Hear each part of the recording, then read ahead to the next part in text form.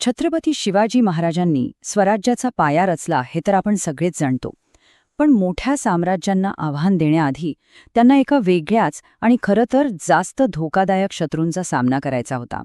हा शत्रू बाहेर नाही तर स्वराज्याच्या आतच होता. चला तर मग आज पाहूया की महाराजांनी या अंतर्गत शत्रूंना म्हणजेच स्वकीय शत्रूंना कसं नमवलं आणि आपल्या राज्याचा पाया कसा अभेद्य बनवला. विचार करा, एक नवीन राज्य उभं राहतंय, एक मोठं स्वप्न साकार होतंय आणि त्याची प्रत्येक वीट अगदी काळजीपूर्वक रचली जातेय. पण मग अचानक लक्षात येतं की खरा धोका बाहेरच्या सैन्यांकडून नाही तर आपल्याच माणसांकडून आहे. ज्यांच्यावर विश्वास आहे तेच अडवे येत आहेत. हीच होती तरुण शिवाजी महाराजांसमोरची सगळ्यात पहिली आणि मोठी अडचण. बरं, तर मग हे स्वकीय शत्रू होते तरी कोण? म्हणजे बघा, स्वराज्याला आदिलशाही आणि मुघलांसारख्या मोठ्या सत्तांचा धोका तर होताच, पण त्याहीपेक्षा जवळचा आणि जास्त घातक धोका होता या अंतर्गत शत्रूंचा. हे होते स्थानिक सरदार, जहागीरदार आणि काही तर चक्क नातेवाईक, जे स्वराज्याच्या स्वप्नाच्या आड येत होते. म्हणजे पायाच पोखरून काढण्यासारखं होतं हे. आणि यातला फरक खूप महत्वाचा आहे. बाहेरचे शत्रू दूर होते, त्यांच्याशी लढाई होणार हे ठरलेलं होतं. पण घरातले शत्रू, ते जवळ होते, काही तर रक्ताच्या नात्याचे होते. त्यामुळे त्यांच्याशी सामना करणं हे अधिक गुंतागुंतीचं आणि तितकंच अवघड होतं. तर मग महाराजांनी या धोक्यांना कसं हाताळलं? त्यांनी सुरुवात केली ती थेट आपल्या घरातूनच. यातून एक गोष्ट स्पष्ट दिसते की मोठी झेप घेण्याआधी आपलं घर सुरक्षित करणं किती महत्वाचं असतं. आणि पहिलंच आव्हान आलं ते त्यांच्या घरातूनच. फलटणचे बजाजी नाईक निंबाळकर हे नात्यानं महाराजांचे मेहुणे होते, पण त्यांनीच स्वराज्याला विरोध करायला सुरुवात केली. समस्या अगदी साधी पण तितकीच गंभीर होती. निंबाळकर आदिलशाही एकनिष्ठ होते आणि स्वराज्याच्या वाढत्या ताकदीला आतून सुरुंग लावत होते. हे फक्त राजकीय आव्हान नव्हतं, तर एक प्रकारे कौटुंबिक विश्वासघात होता. मग महाराजांनी काय केलं? त्यांनी थेट फलटणवर हल्ला केला आणि निंबाळकरांना स्वराज्यात सामील व्हायला भाग पाडलं. संदेश अगदी स्पष्ट होता, नातं महत्वाचं आहे, पण स्वराज्यापेक्षा मोठं काहीही नाही. आता पुढचं उदाहरण बघूया. सुपे प्रांताचे संभाजी मोहिते हे सुद्धा महाराजांचे नातेवाईकच. ते सुपे प्रांतात सतत गडबड करून अशांतता निर्माण करत होते. त्यामुळे स्वराज्याच्या स्थिरतेला धोका पोहोचत होता. इथे महाराजांनी एक वेगळाच पण तितकाच निर्णायक मार्ग निवडला.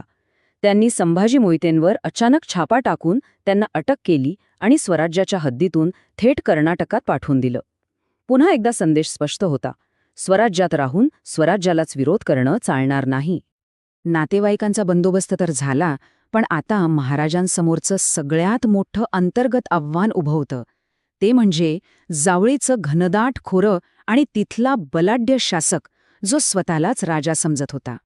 जावळी म्हणजे स्वराज्याच्या अगदी पोटात वसलेलं एक स्वतंत्र राज्यच होतं. तो फक्त एक प्रदेश नव्हता, तर निसर्गानेच तयार केलेला एक अभेद्य किल्ला होता. घनदाट जंगलं, उंच डोंगर आणि प्रचंड संपत्ती यामुळे जावळी जिंकणं जवळजवळ अशक्य मानलं जायचं.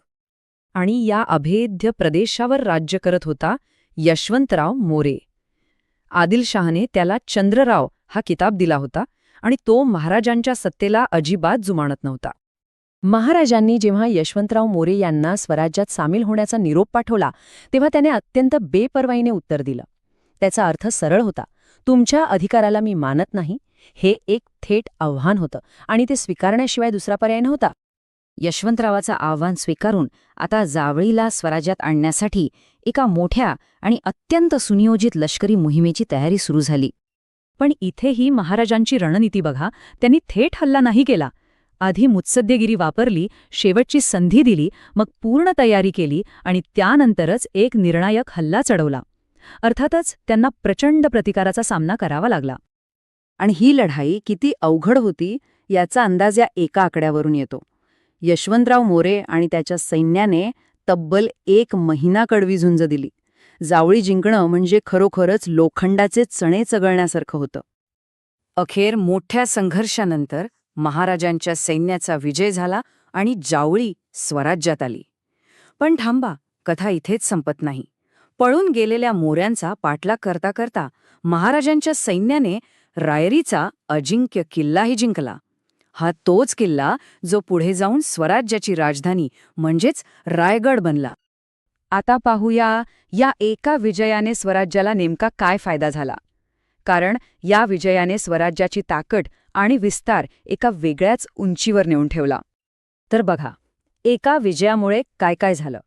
एक मोठा अंतर्गत शत्रू कायमचा संपला, प्रचंड संपत्ती मिळाली, रायरीसारखा भविष्यातील राजधानीचा किल्ला हाती आला आणि सगळ्यात महत्त्वाचं, स्वराज्याचा गाभा सुरक्षित झाला आणि कोकणात उतरण्याचा मार्ग मोकळा झाला.